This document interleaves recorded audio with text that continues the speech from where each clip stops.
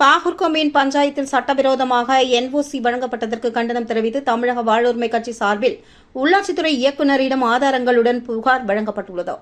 புதுச்சேரி உள்ளாட்சித்துறை இயக்குநர் சக்திவேலிடம் தமிழக வாழ்வுரிமை கட்சி புதுவை மாநில தலைவர் ஸ்ரீதர் தலைமையில் புகார் மனு ஒன்று வழங்கப்பட்டுள்ளது.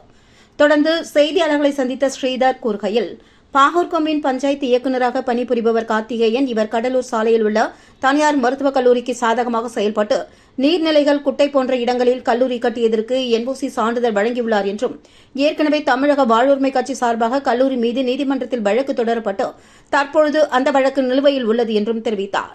மேலும் நீதிமன்றத்தில் கல்லூரிக்கு எந்தவொரு அனுமதி வழங்கக்கூடாது என்று தீர்ப்பு வழங்கப்பட்டுள்ளது என்றும், உத்தரவை எல்லாம் மீறி பாகூர்கோவில் பஞ்சாயத்து இயக்குநர் சட்டவிரோதமாக செயல்பட்டு கல்லூரிகளுக்கு என்ஓசி சான்றிதழ் வழங்கியுள்ளார் என்றும், சட்டவிரோதமாக செயல்பட்ட அதிகாரி மீது துறை அதிகாரிகள் நடவடிக்கை எடுக்க வேண்டும், இல்லையென்றால் தமிழக வாழ்வுரிமை கட்சி சார்பாக நீதிமன்றத்தில் வழக்கு தொடரப்படும் என்றும், தொடர்ந்து உள்ளாட்சித்துறையை தமிழக வாழ்வுரிமை கட்சி சார்பாக முற்றுகையிட்டு போராட்டம் நடத்தப்படும் என்றும் தெரிவித்தார்.